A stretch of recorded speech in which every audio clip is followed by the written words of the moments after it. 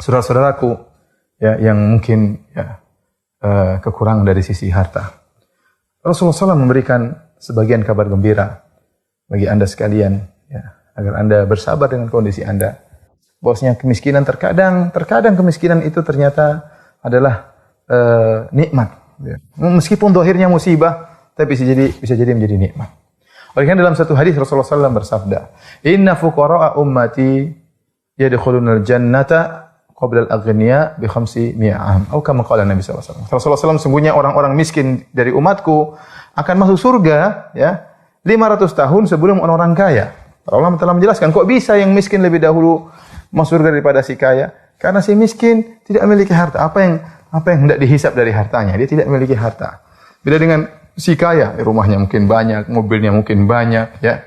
Ya, kemudian emas dan peraknya banyak, bangunannya banyak, hisapnya panjang yang membuat dia tertunda untuk segera masuk surga. Adapun si miskin dengan kehidupan yang pas-pasan ya, apa yang mau dihisap darinya? Bukan berarti orang kaya tidak mulia, tidak. Mereka dihisap dulu meskipun bisa jadi mungkin pahala mereka sama dengan si miskin ya. Nanti derajatnya sama di surga. Atau si kaya ternyata pahalanya lebih banyak karena sering bersedekah dan selanjutnya membantu yang orang miskin dan yang lainnya mungkin derajatnya lebih tinggi. Tetapi dari sisi mana yang lebih dahulu mau surga, maka si miskin lebih dahulu. Dan inilah rahmat Allah kata Syekhul Islam Ibnu Taimiyah dalam Majmu' Fatawa. Kenapa? Karena si miskin ini lebih dahulu untuk segera merasakan kenikmatan. Si kaya dia sudah merasakan kenikmatan di dunia. Lama dia nikmat. Puluhan tahun dalam kenikmatan. Si miskin hidup susah. Maka orang ini dengan rahmat Allah lebih utama untuk dahulu merasakan kenikmatan di surga. Demikian juga dalam hadis yang lain. Rasulullah SAW bersabda. Ya, awwalun nasi wurudan alaihi fuqara'ul muhajirin. Kata Nabi SAW, orang yang pertama kali akan mendatangi telagaku. Telaga Nabi SAW nanti di hari kiamat di padang mahsyar tatkala matahari jaraknya 1 mil, orang-orang dalam kepanasan, dalam kehausan, di situ ada telaga Nabi SAW.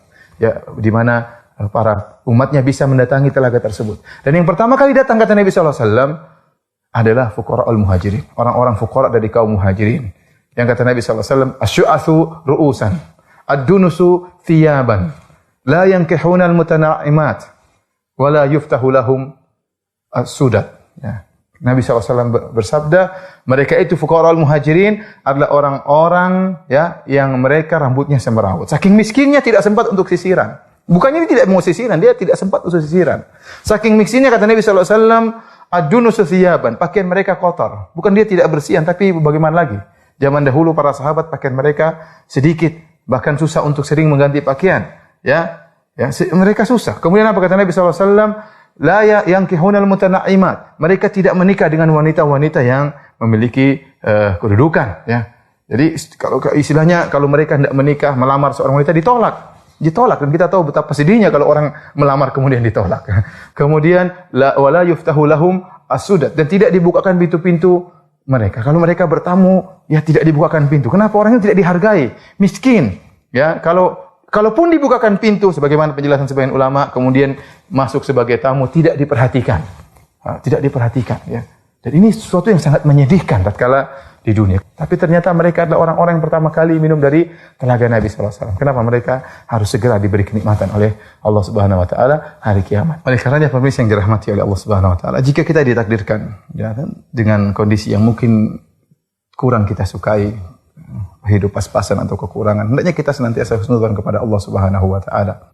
Allah lebih tahu apa yang terbaik bagi kita. Ya, kita berusaha, tapi yang lebih tahu yang terbaik bagi kita adalah Allah. Allah lebih tahu tentang kemaslahatan sang hamba daripada hamba itu sendiri. Dan ingatlah kehidupan ini hanyalah sementara. Waktu Rasulullah SAW melihat para sahabat menggali khandak, ya, dalam kondisi mereka kelaparan, dalam kondisi musim dingin tatkala itu, Rasulullah SAW kemudian mengatakan kepada mereka, Allahumma la aisha illa aishul akhirah.